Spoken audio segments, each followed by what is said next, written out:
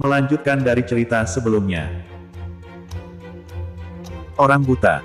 Begitu menyadari makna tersirat dari ucapan Wira dan orang-orang di belakang Wira yang tidak terlihat panik sedikit pun, Satria pun merasa ada yang tidak beres dan bertanya, "Apa maksudmu?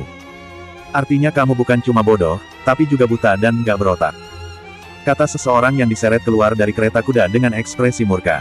Kalau dia masih berotak, dia nggak akan mungkin melakukan hal seperti ini. Dia itu cuma seorang jenderal yang memimpin prajurit. Wajar saja dia nggak punya otak. Para prajurit ini benar-benar jauh lebih licik daripada penjahat. Para penjahat biasanya hanya ingin memeras kekayaan orang. Tapi, kalian bukan hanya mau memfitnah orang, juga membunuh orang. Gak ada gunanya bicara omong kosong dengan sekelompok orang rendahan ini. Di bagian belakang kereta kuda, para pria yang diseret keluar dari kereta kuda pun memaki dengan penuh amarah, seolah-olah diseret keluar dari kereta kuda oleh sekelompok prajurit adalah hal yang sangat memalukan. Lancang. Cuma sekelompok pedagang saja berani bersikap begitu nggak sopan terhadapku. Pengawal, tangkap mereka. Bunuh siapapun yang berani melawan. Perintah Satria dengan marah sambil menunjuk ke arah sekelompok orang itu. Satria adalah pejabat militer tingkat kelima bawah. Meskipun posisinya masih belum setinggi pejabat sipil, dia tetap adalah seorang pejabat. Pedagang memiliki status yang terendah dan seharusnya bersikap sopan terhadapnya. Namun, sekelompok orang itu malah berani memakinya. Pasukan komando daerah menghunuskan pedang mereka, tetapi Wira, Danu, David, dan yang lain masih tetap terlihat tenang. Beraninya kalian menodongkan pedang ke arah kami. Dasar nggak tahu aturan. Belasan pria itu langsung murka. Mereka melepaskan jubah tebal yang mereka pakai, lalu mengeluarkan topi mereka dan memakainya. Setelah melihat baju dan topi yang dipakai sekelompok orang ini, para prajurit dari pasukan komando daerah langsung tercengang. Satria juga langsung ketakutan dan menjadi jauh lebih sadar. Dia bertanya, siapa kalian sebenarnya?" 12 orang itu mengenakan pakaian khas yang biasanya dipakai sarjana kabupaten. Jika hanya sarjana kabupaten, mereka tidak perlu ditakuti. Namun, mereka juga memakai topi bunga. Biasanya, hanya orang yang sudah lulus ujian kerajaan yang boleh memakai topi bunga. Salah satu dari mereka juga mengenakan topi pejabat, pakaian sarjana kerajaan, dan sepatu pejabat. Aturan Nuala dalam berpakaian sangatlah ketat. Jadi, pakaian yang dikenakan seseorang harus sesuai dengan aturan kerajaan. Jika dinilai dari pakaian 12 orang ini, yang satu adalah sarjana kerajaan, sedangkan 11 lainnya adalah sarjana provinsi. Aku Nohan Lolana dari Kabupaten Kalana, sarjana provinsi tahun agung ke-18. Aku Japa Sukandi dari Kabupaten Hiloka, sarjana provinsi tahun agung ke-15. Aku Dewari Lintoro dari Kabupaten Pirola, sarjana provinsi tahun makmur pertama. Aku Wiryawan Gunadi, sarjana kerajaan tahun makmur ketiga. Aku juga adalah penyusun materi untuk Akademi Hanali. Keluarga kami sedang berkabung.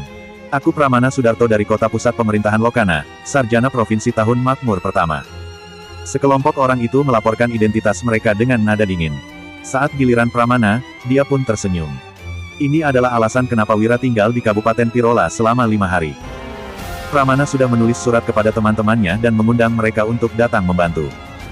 Pramana adalah sarjana provinsi yang berasal dari keluarga bangsawan, sedangkan Putro adalah cendekiawan yang terkenal di seluruh negeri dan merupakan guru Pramana. Biasanya, Pramana juga sangat royal dan mempunyai banyak teman. Begitu menuliskan surat bahwa dia kesulitan dan membutuhkan bantuan, para sarjana provinsi dan sarjana kerajaan ini pun langsung datang. Setelah Pramana menjelaskan garis besar situasinya, semua orang sangat marah dan bersedia untuk bekerja sama. Tidak peduli apakah Wira benar-benar berjasa dalam mengalahkan bangsa Agrel atau tidak, Wira sudah mengalahkan Wolfi dan membawa kedamaian bagi Kabupaten Hiloka. Namun, Satria malah cemburu dan ingin mencelakai Wira. Para sarjana provinsi yang masih belum terjun ke dunia pemerintahan ini pun murka.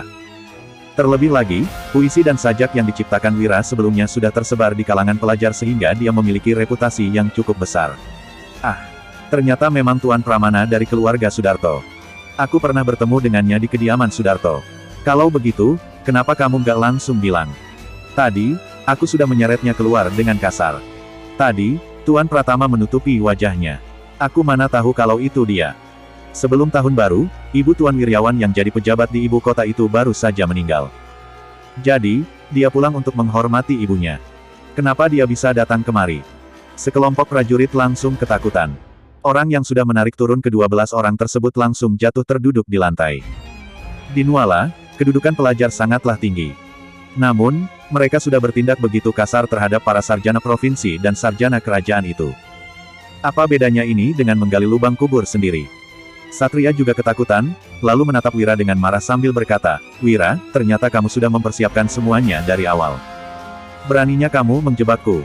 Wira mendengus, "Orang yang membuat jebakan itu kamu. Aku hanya melawan untuk melindungi diri. Sekarang, kamu harus menanggung akibat dari perbuatan burukmu." Setelah Lasmana mencarinya waktu itu, Wira sudah tahu bahwa pasti akan ada banyak orang yang mencari masalah dengannya dalam perjalanannya kali ini. Cara orang pemerintah menjebak rakyat jelata hanyalah dengan memfitnah, lalu menghukumnya secara sah. Setelah memikirkan hal ini, dia pun mengatur berbagai cara untuk menghadapi bahaya yang mungkin terjadi. Salah satunya adalah menyuruh Pramana mengundang para sarjana provinsi dan sarjana kerajaan ini. Ternyata, caranya ini memang berhasil. "Jangan sombong. Aku nggak tahu bagaimana caranya kamu menipu mereka untuk kemari. Tapi, aku yakin mereka nggak akan menyinggung Pak Dirja demi kamu." Satria memelototi Wira, lalu berjalan ke arah sekelompok prajurit dan mulai memukuli mereka sambil memaki, "Dasar sekelompok bajingan. Apa kalian buta hingga nggak mengenali tuan-tuan sarjana ini? Cepat minta maaf. Para tuan sarjana sekalian, maafkan kami. Harap kalian bisa berbesar hati dan tidak mempermasalahkan hal ini dengan kami. Kami akan bersujud pada kalian sebagai bentuk minta maaf." Seluruh prajurit yang ada di lokasi langsung berlutut dan buru-buru meminta maaf sambil menangis. Pramana, Wiryawan, dan sekelompok orang lainnya langsung berpaling. Mereka malas meladeni sekelompok prajurit itu. Di Nuala, ada banyak prajurit yang reputasinya bahkan lebih buruk daripada penjahat. "Tuan-tuan sekalian, kalau tahu kalian ada di dalam kereta kuda, aku tidak akan berani menyinggung kalian. Ini semua hanya salah paham." Satria berkata sambil tersenyum dan membungkuk. Di Nuala, sastra lebih penting daripada militer. Cendikiawan dan keluarga kerajaan merupakan orang-orang yang dijunjung tinggi di kerajaan. Meskipun Satria adalah pejabat militer tingkat kelima bawah, dia juga akan tertimpa sial jika berani menyinggung seorang pejabat sipil tingkat ketujuh. Para pejabat sipil memiliki teman dan guru. Begitu terjadi masalah, semua orang akan langsung berkumpul untuk membelanya. Selain itu, para menteri yang mengendalikan pemerintahan juga adalah pejabat sipil, sedangkan pejabat militer dikekang dengan ketat. Entah berapa besar kekuatan di balik 11 sarjana provinsi dan seorang sarjana kerajaan ini. Namun, Satria malah berani menyinggung mereka. Apabila masing-masing dari mereka menulis sepucuk surat kepada istana, Satria pasti akan dipenjarakan atau bahkan dihukum mati. Jika Satria tidak bisa menenangkan orang-orang ini, hari-hari baiknya akan segera berakhir. Mengenai membunuh orang, jangankan memberi perintah pada prajuritnya, Satria sendiri juga tidak berani melakukannya. Membunuh seorang sarjana provinsi adalah masalah besar, apalagi membunuh 11 orang sarjana provinsi dan 1 orang sarjana kerajaan. Jika terjadi hal sebesar itu, Satria juga tidak akan terlepas dari bahaya meskipun hal itu tidak ada hubungannya dengannya. Salah paham. Pramana mencibir, "Kamu menyelipkan baju zirah dan panah busur ke dalam kereta kudaku, lalu memfitnahku menyembunyikan barang terlarang dan hendak memberontak. Sialan.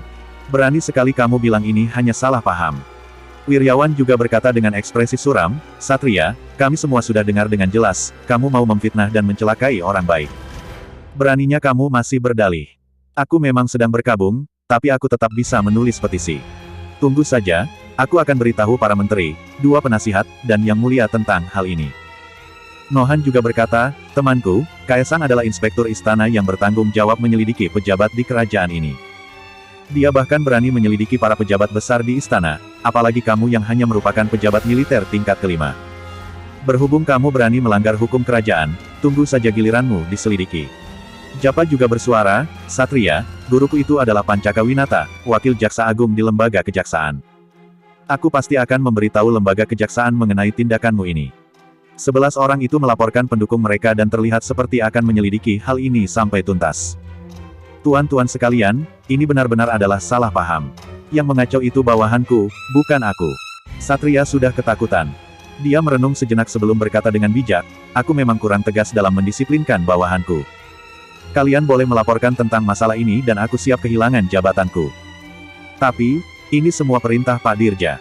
Pak Dirja akan menyelidiki kenapa aku kehilangan jabatanku. Apa kalian ingin menghalangi rencana Pak Dirja demi seorang pedagang yang tidak akan dipekerjakan di istana?" Satria sudah tidak mampu menghadapi para sarjana ini. Jadi, dia mau tak mau harus menggunakan nama Dirja. Ada banyak sarjana provinsi yang mengerutkan kening. Mereka mengerti maksud ucapan Satria, Dirja adalah dalang di balik masalah ini. Apabila mereka membela Wira, itu berarti mereka akan melawan Dirja.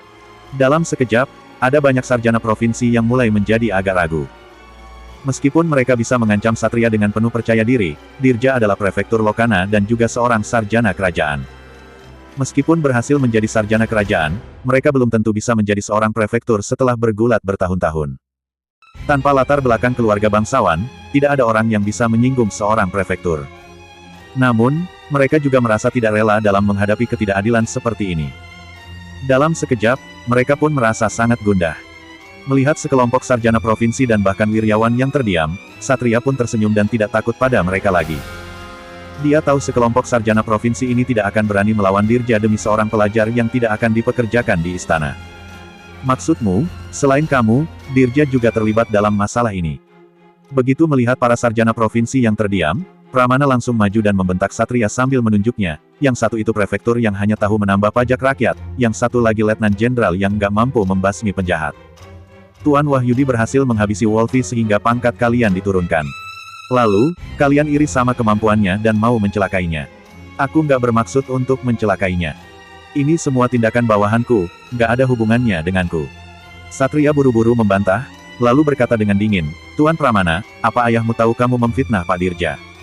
Apa ini juga kehendak keluarga Sudarto? Benar, ini kehendak keluarga Sudarto. Siapapun yang berani melawan Paman Wira setara dengan melawanku. Pramana langsung menunjukkan sikapnya dan menatap ke sekeliling sambil berteriak dengan kuat, teman-teman sekalian, kalau kita membiarkan dua pecundang ini mencelakai Tuan Wahyudi, kita akan tercatat sebagai orang seperti apa di sejarah. Demi menegakkan keadilan, meneruskan ajaran para guru besar, dan kedamaian dunia, sebagai pelajar, kita harus melakukan sesuatu. Benar. Demi menegakkan keadilan, meneruskan ajaran para guru besar, dan kedamaian dunia. Tuan Wahyudi sudah menciptakan sajak dan puisi terbaik sepanjang masa. Kalau kita hanya melihatnya dicelakai para pejabat korup ini dalam diam, bagaimana orang-orang akan menilai kita? Lindungi Tuan Wahyudi dan jatuhkan para pejabat korup ini. Begitu mengungkit tentang sejarah, semangat sekelompok sarjana provinsi itu langsung berkobar dan sedikit keraguan yang mereka rasakan langsung sirna. Kemudian, mereka langsung menyerang Satria. Duk, duk, duk. Sekelompok sarjana provinsi dan sarjana kerajaan mengangkat tangan mereka dan mulai memukul Satria. Aduh, jangan pukul lagi. Aku sudah menyadari kesalahanku. Tuan-tuan sekalian, jangan pukul lagi. Seru Satria sambil melindungi kepalanya dengan kedua tangan. Dia bisa mengalahkan sekelompok pelajar ini, tetapi tidak berani bertindak. Para prajurit yang berlutut di lantai juga menunduk. Mereka tidak berani menyaksikan pemimpin mereka dipukul. Wira pun terkejut. Dia tidak menyangka masalahnya akan menjadi seperti ini dan berpikir dalam hati, Pramana hebat juga. Saat berada dalam masalah, selain bertindak sendiri, dia juga bisa menggerakkan teman-temannya untuk bertindak bersama. Dia memang berbakat. 1 jam kemudian, Satria yang wajahnya memar dan bengkak kembali ke balai prefektur. Setelah melihatnya, Dirja menunjuknya dan memaki, dasar pecundang. Bisa-bisanya kamu dipukul sekelompok pelajar hingga begini dan melepaskan anak itu. Apa gunanya kamu bersambung?